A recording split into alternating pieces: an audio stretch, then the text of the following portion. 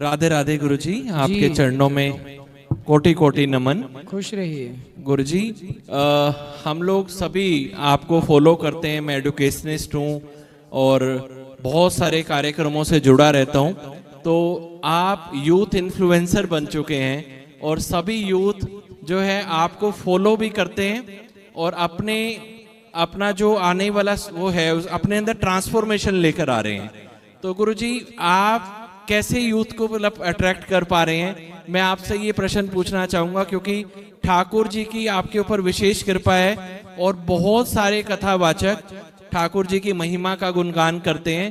तो आपके अंदर ये विशेष कृपा कैसे है गुरुजी? विशेष कृपा भगवान के साथ ना वृद्ध माँओं की कृपा है। जब माँ का आशीर्वाद होता है ना तो सबका आशीर्वाद मिल जाता है। इसलिए माँ को खुश रखिए, अपने बुजुर्गों को खुश रखिए, अपने आप भगवान की विशेष कृपा हो जाएगी। बिल्कुल। 290 वृद्ध माएँ हैं ना जो यहाँ पे, हाँ जी। उनके चरण जब दबाते हैं तो उनके रोम रोम से आशीर्वाद निकलता है। वो आशीर्वाद फलीभूत तो होगा, व्यर्थ तो जाएगा नहीं।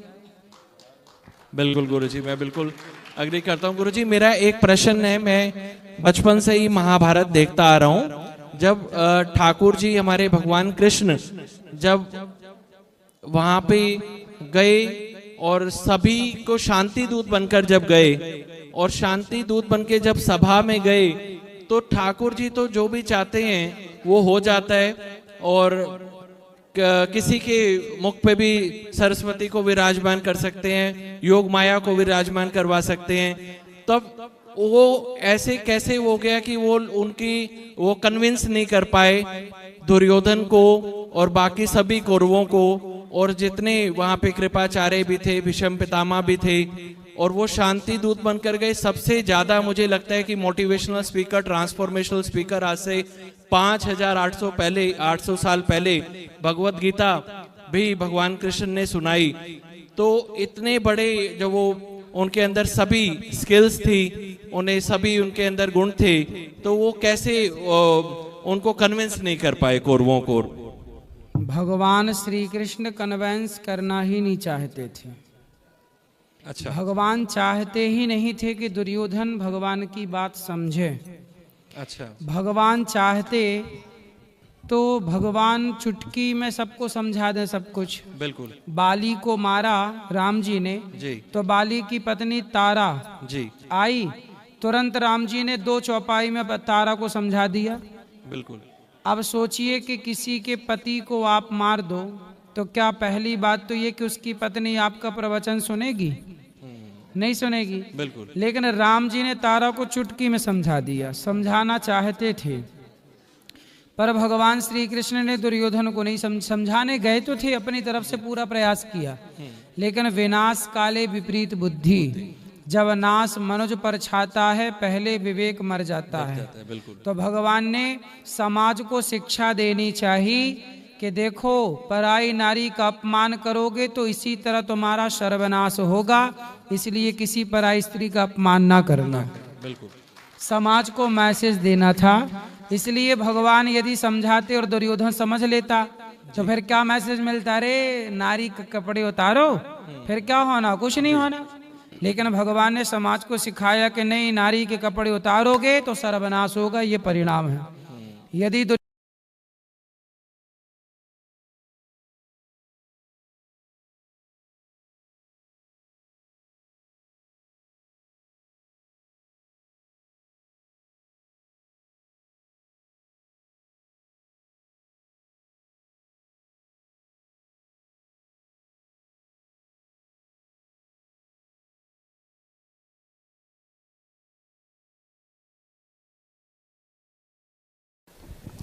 राधे राधे गुरु जी। जी गुरु जी, मेरा सवाल कुछ इस तरह से है कि अब जैसे कोई पाप करता है तो भगवान उसको सजा देते हैं, मतलब डायरेक्ट सजा देने नहीं आते, किसी के माध्यम के थ्रू सजा देते हैं, मतलब किसी को माध्यम बनाते हैं उसको सजा देने के लिए, चाहे उसके पूर्व जन्म का कर्म हो या उसने बुरे कर्म अभी इस जन्म में किए हों, और उसको माध्यम जो बनाते हैं जिसको, ठीक है, तो उसकी बुद्धि इस तरह से हर लेते हैं कि उसको अगर गलत काम नहीं करना है, जैसे उसको अगर परेशान नहीं भी करना है तो उसकी बुद्धि इस तरह से हर लेंगे कि उसको परेशान करना पड़ेगा, क्योंकि भगवान चाहते हैं। जैसे रामायण में भी केकई और मंदोदरी जो केकई थी तो उनकी बुद्धि हर ली थी। तो मेरा सवाल ये है कि जो माध्यम बना भगवान के थ्रू और उसने जो गलतियाँ की, किसी को सजाना है, जैसे सास बहू को दुखी करती है या बहू सास को दुखी करती है, तो भगवान उसको सजा दे रहा है इनडायरेक्टली, तो माध्यम बना रहा है। तो अब जो माध्यम बना है वो अगर उसने गलत काम किया है, मतलब किसी को सजा दी भी है, तो हम उस माध्यम को दोष देना चाहिए या नहीं देना चाहिए? भाई आप क्यों किसी को दुख दो? आप ये क्यों कहो कि हम दुख दे रहे हैं आपको, तो ये भगवान की प्रेरणा है, भगवान करा रहे हैं, ऐसा नहीं। हम किसी को दुख क्यों दें? कोई अपने से दुखी होए तो दुखी होए, हम सुख दें सबको। इस संसार में हम आए हैं ना, तो हम नए कर्म भी तो कर सकते हैं। माना कि हमारे द्वारा आपको दुख मिलना है, माना कि हमारे द्वारा आपको दुख मिलना है, लेकिन यदि हम सत्संगी हैं, समझदार हैं, तो हम अपने विचारों को बदल कर हम आपको दुख ना देकर आपको सुख भी तो दे सकते हैं। नहीं, आपकी बात सही है, नए कर्मों को भी तो हम क्रिएट कर सकते हैं ना। नहीं, मेरा सवाल जो था वो इस तरह से है कि भगवान को तो सामने वाले को कहीं ना कहीं दंड देना है, पर वो डायरेक्ट दंड देने नहीं आएंगे, किसी के माध्यम के थ्रू करवाएंगे। ठीक है। तो वो माध्यम, मतलब समझो कि वो माध्यम एक सही बंदा है, लेकिन उसकी बुद्धि भगवान ने इस तरह की कर दी है कि भाई तेरे को दंड देना ही है किसी, क्योंकि मेरे थ्रू करवा रहे हैं, मतलब उसको क्योंकि पापों की सजा देनी है तो माध्यम के थ्रू दिलवा रहे हैं। तो मेरा क्वेश्चन ये है कि माध्यम ने खुद नहीं कर रहा है, भगवान जी ने बुद्धि इस तरह की करी और माध्यम से करवाया। तो माध्यम इसमें गलत है या सही है? मतलब उसने गलत काम किया या सही काम किया, कैसे डिसाइड करेंगे ये आप डिसाइड नहीं कर सकते ना कि भगवान हमसे किसी का। अब देखो, गौरी गोपाल आश्रम में वृद्ध माताएं रहती हैं। दुर्योधन ने द्रौपदी की साड़ी उतारी, तो क्या भगवान चाहते थे कि द्रौपदी की साड़ी उतारी जाए? वहां नहीं चाहते थे, लेकिन रामायण में तो जैसे 14 वर्ष का वनवास हुआ तो वहां पे वो चाहते थे, इसलिए केकई की बुद्धि हर ली। वहां चाहते थे, सब जगह चाहें ये तो आवश्यक नहीं है। नहीं तो आप जिसका दिल दुखा रहे हैं तो भगवान ही चाह रहे हों कि उसका दिल दुखे, ये आवश्यक तो नहीं है। भगवान तो नहीं चाहते थे कि द्रौपदी के कपड़े उतारे जाएं, पर दुर्योधन ने दुशासन से कपड़े उतरवाया। इसमें भगवान का रोल तो केवल इतना था कि वो बचाने आए। आप ये नहीं कह सकते ना कि द्रौपदी के कपड़े उतरने ही थे तो दुशासन ने उतारा। नहीं, दुशासन ने उतारा तो उसे दंड मिला, दुर्योधन ने उतरवाया उसे दंड मिला। इसलिए भगवान की लीला है कि वो वनवास जाएं तो कैकई माँ से वो बुलवाकर मंथरा की बुद्धि घुमाकर वो वनवास चले गए। वो बात भगवान के लिए लागू है। हम आपके गाल में एक थप्पड़ क्यों मारें? अब ये मार के कहें कि नहीं ये तो भगवान मरवा रहे हैं। अब कोई आपको थप्पड़ मारे और कह दे नहीं जी तो भगवान मरवा रहे हैं, नहीं, हमें कोई अधिकार नहीं है आपका दिल दुखाने का। हमें किसने अधिकार दे दिया कि हम चींटी को मारें, हम कुत्ते को मारें, हम किसी जीव की हत्या करें, हम आपका दिल दुखाएं? भगवान ने हमें अक्ल दी है ना, हमें पता है ना कि दिल दुखाने से व्यक्ति दुखी होता। हम क्यों दुखाएं? हम आपको खुशियां दें ना। वृद्ध माताएं आती हैं, हम पांव दबाकर उनको खुशियां देते हैं। अब हम ये थोड़ी कहते हैं कि भाई तुम्हारे बेटे ने घर से निकाल दिया है, कोई पाप होगा, हम क्यों तुम्हारे सेवा करें? नहीं, बेटे ने घर से निकाला वो बेटे का हिसाब किताब है, तुम्हें कष्ट मिला वो तुम्हारा हिसाब किताब है, पर तुम हमारे द्वार पर आई हो तो सेवा करके तुम्हें खुशियां देना ये हमारा धर्म है। तुम्हारा बैकग्राउंड क्या था हमें नहीं मतलब, हमारे पास आई हो हम तुम्हें दुख नहीं देंगे, हम खुशियां देंगे, बस। नहीं, वो आपकी बात सही है, जो आपने बोला है वो मैंने आपकी प्रश्नोत्तरी सुनता रहता हूँ तो वो मुझे समझ में आता है। बस ये एक पॉइंट समझ में नहीं आता है कि जैसे जो माध्यम है, मैं ये कह रहा हूँ कि वो सही है, मतलब लेकिन उसको कुछ अगर करवाना है, किसी को दंड दिलवाना है तो वो चाहता नहीं करना, पर बुद्धि उसकी भगवान ने इस तरह से कर दी कि भाई तुझे करना पड़ेगा। भगवान से यही प्रार्थना करो कि प्रभु हमसे कभी मनसा वाचा कर्मणा, मन से हम आपके बारे में किसी के बारे गलत ना सोचें, वाणी से गलत ना बोलें और कर्म से गलत काम ना करें। भगवान से यही कहो कि प्रभु हमसे कोई अपराध ना हो, हमसे किसी का दिल ना दुखे, हम क्यों माध्यम बने। आज किसी को मरना है, जैसे गाय को मरना ही था, माना कि कई बार क्या होता, किसी ने गाय को इतना मारा, इतना मार दिया, गाय मर गई, इतना सा छू दिया गाय को, गाय मर गई, तो क्या लग जाती है, गौ हत्या, कि आपने गैया मार दी।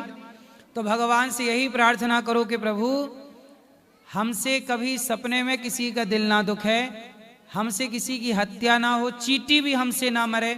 हम क्यों चींटी की मृत्यु के कारण बने, हम क्यों गाय की हत्या के कारण बने, मृत्यु के कारण बने, हम क्यों आपकी दुख के हम क्यों कारण बने, हम आपके खुशियों के कारण बने, हम आपके दुख के नहीं। भगवान से यही प्रार्थना करो। बाकी जो भगवान करा रहे हैं वो ये सब इतना गहन है, वो तुम्हारे और हमारे बस का नहीं है। भगवान किससे क्या कराना चाहते हैं ये सिर्फ भगवान जानते हैं, इसलिए हमसे गलत ना हो, बस हम इतना भगवान से कह सकते हैं। तो भगवान हमसे गलत क्यों करवाएंगे।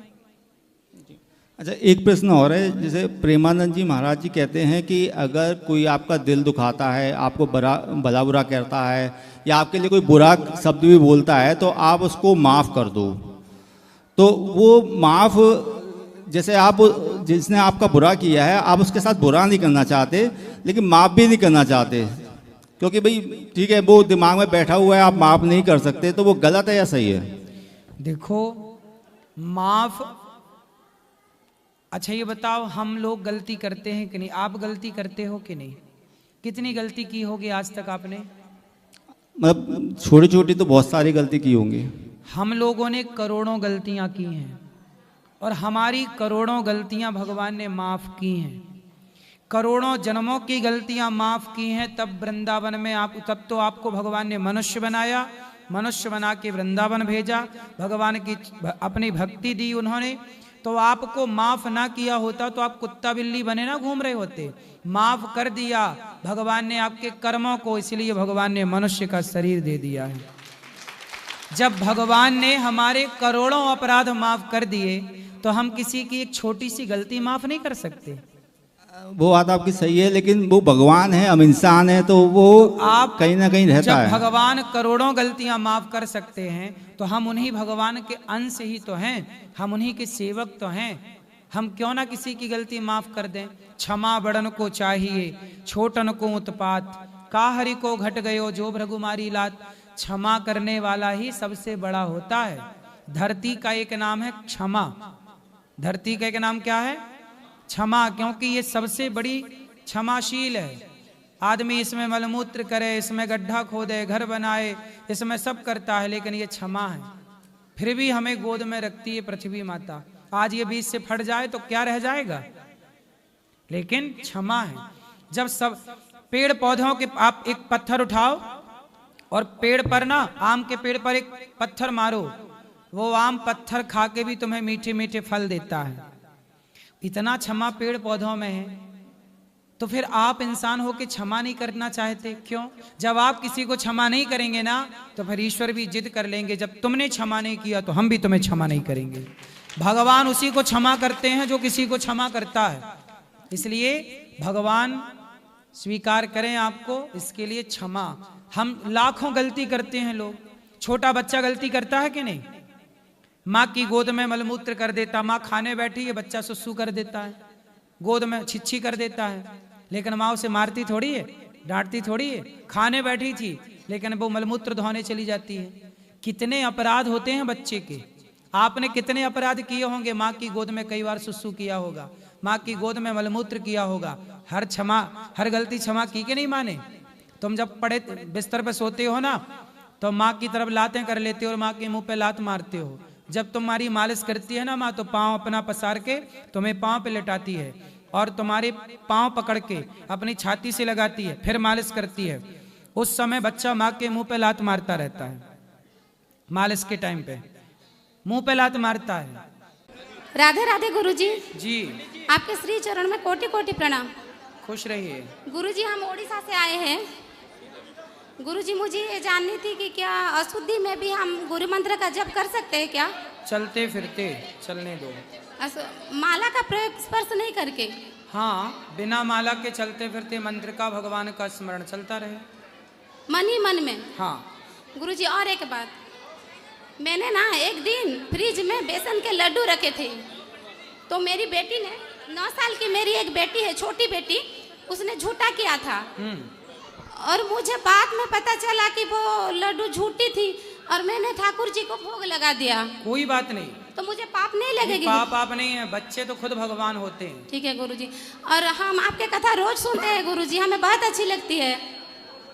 आप जो बोलते हो ना, सहनशीलता बनने की जो प्रेरणा देते हो, वो हमें बहुत अच्छी लगती है। गुरुजी ये मेरी बड़ी बेटी है, ये आपकी कथा सुनती है और आपकी बताए हुए मार्ग पर चलती है, उसको थोड़ा राधे राधे बोल दीजिए। तुम्हारी बेटी चोरी करके लड्डू खाती है, उससे मुझे अपनी एक बात याद आ गई। मैं जब विद्यार्थी जीवन में अयोध्या जी में था जी, तो एक दिन क्या हुआ, भंडारी जी ने बढ़िया गुलाब जामुन बनाए जी, और बना के रखे। हाँ, और मेरी ड्यूटी वहाँ रहती थी कि सवेरे का नाश्ता मैं बनाता था, और जी। जहाँ मैं नाश्ता बनाता था वहीं पे गुलाब जामुन इतने बड़े भगोने में रखे जी। थे, और अभी पता नहीं उनका भोग लगा था कि नहीं लगा था। जी, मैं खोलूं ढक्कन, 2 निकालूं, गप गप मारूं, अपना नाश्ता बना फिर देखो कोई है तो नहीं भंडारी जी, फिर खोलूं, 2 निकालूं, गप गप खाऊं और फिर नाश्ता बनाऊं। जी, जी। उस दिन मैंने बहुत सारे रसगुल्ले खाए, फिर उसके कोई बाद पाप- भगवान खाए होंगे, पता नहीं क्या हुआ होगा गुरुजी कोई पाप तो नहीं ये लगेगी ना? बच्चों का स्वभाव है। मैं भी चोरी करके रसगुल्ले खाए बचपन में, देखो। ठाकुर जी को भोग लग गया तो कुछ पाप भगवान बाद में खाए या पहले खाए, मुझे नहीं पता था कि उसका भोग लगा था कि नहीं लगा था, लेकिन मैंने पहले ही भोग लगा लिया जी, जी, उसको क्योंकि थोड़ा वो बाल स्वभाव था।